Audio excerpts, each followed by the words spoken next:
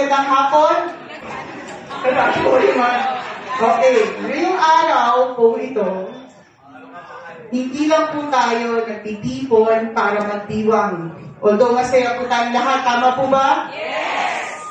Nandito po tayo para magpugay, para kilalanin at iparamdam sa bawat migranteng maggagawang Pilipino na sila'y mahalaga, sila'y bayani, at sila ang matibay na haligi ng ating pamilya at ng Pilipinas.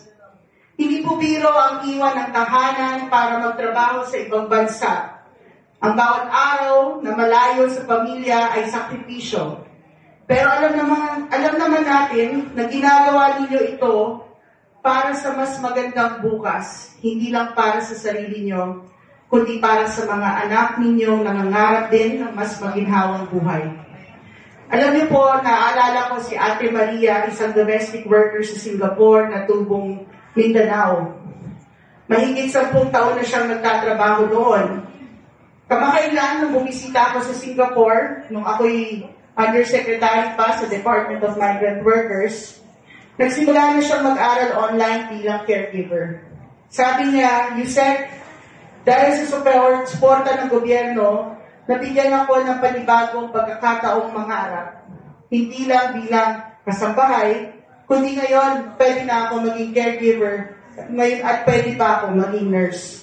Ito ang mensahe ng Migrant Workers Day, na ang bawat kwento ng sakripisyo ay kwento rin ng pag-asa.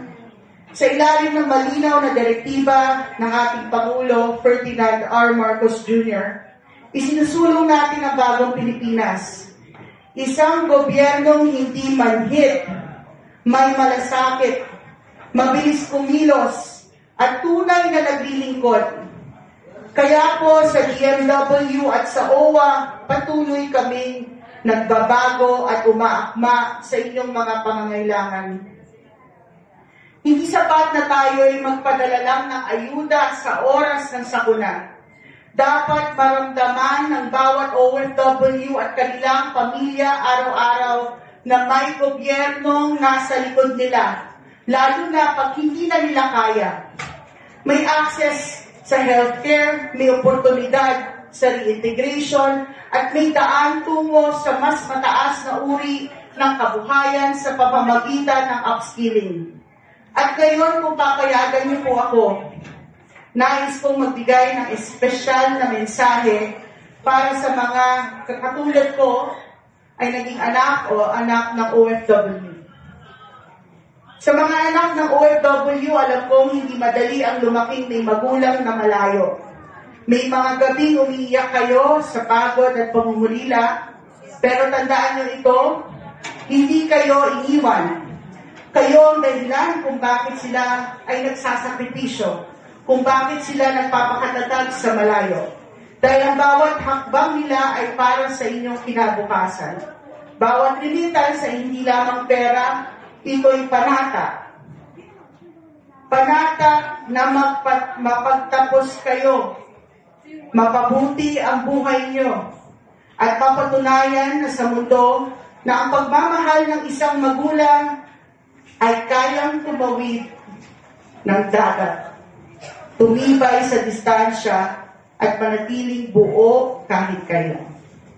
Kaya huwag niyong sayangin ang sakripisyo nila. Ipagpatuloy niyo ang laban, mag-aral ng mabuti, magmahal ng tapat, huwag muna jumowa, at mabuhay ng may dangal.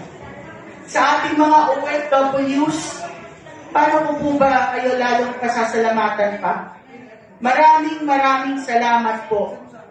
Kayo po ang inspirasyon namin sa OWA, ang inspirasyon namin sa Department of Migrant Workers, ang inspirasyon ng bagong Pilipinas.